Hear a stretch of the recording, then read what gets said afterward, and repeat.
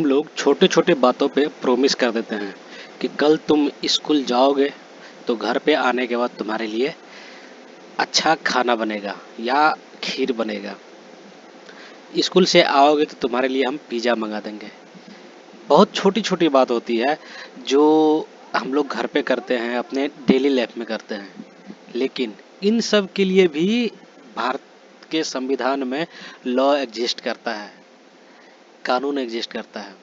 छोटी छोटी बातों पे, छोटी छोटी प्रोमिस पे हम लोग पुलिस कंप्लेन कर सकते हैं, जेल में एफआईआर करवा सकते हैं और कोर्ट उस चीज़ को आपके लिए अवेलेबल भी करवाएगा।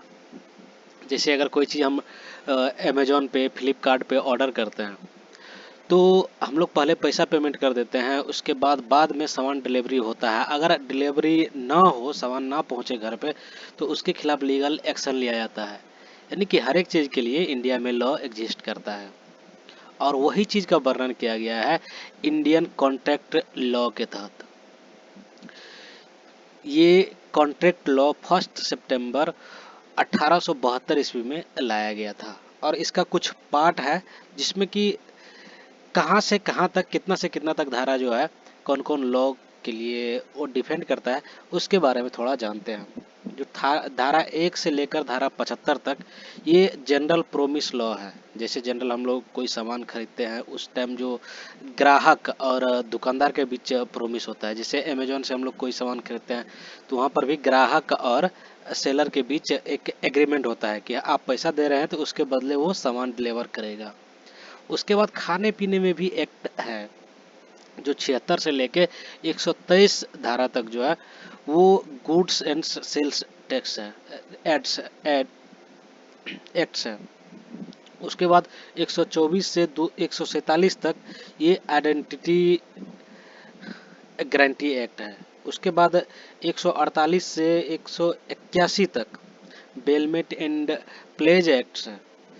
182 से 238 तक एजेंसी एक्ट है।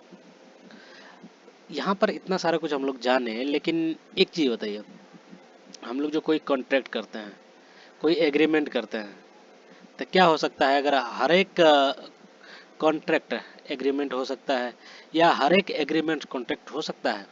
ऐसा नहीं है कि देखिए, हर एक कॉन्ट्रैक्ट एग्रीमेंट हो सकता है। इसका रीज़न ये है कि कोई भी चीज़ नेचुरली हम किसी से बताते हैं कि मेरा लैपटॉप है, इसको हमको बेचना है, आप हमको 10,000 या 5,000 रुपया दो, हम इतना में तुमको लैपटॉप दे देंगे। हम किसी बंदे से एक प्रोमिस करते हैं और उसके बाद जैसे वो पैसा देता है उसको लैपटॉप दे देते हैं। यानी कि अपने प्रोमिस पे हम लोग खड़ा उतर रहे हैं। ये एक दोनों के बीच एग्रीमेंट होता है और सामान डिलीवर कर दी, सामान दे दिए, ये पूरी तरह से कॉन्ट्रैक्ट फाइनल हो गया। लेकिन वही चीज़ अगर कोई आदमी सर पे गन तान के, बंदूकें तान के, उसके बाद लैपटॉप ले जाता है, वहाँ पर भी प्रोमिस होता है, लेकिन वो चीज़ उसको वो कॉन्ट्रैक्ट नहीं बन सकता, वो चीज़ कॉन्ट्रैक्ट नहीं है, क्योंकि वहाँ पर आप नेचुरली खुद से कोई भी सामान उसको नहीं बेच रहे हैं या उसको नहीं दे रहे हैं। तो ये सारा कुछ भारत के संविधान में वर्णित है, भारत इंडियन कॉन्ट्रैक्ट एक्ट में वर्णित है।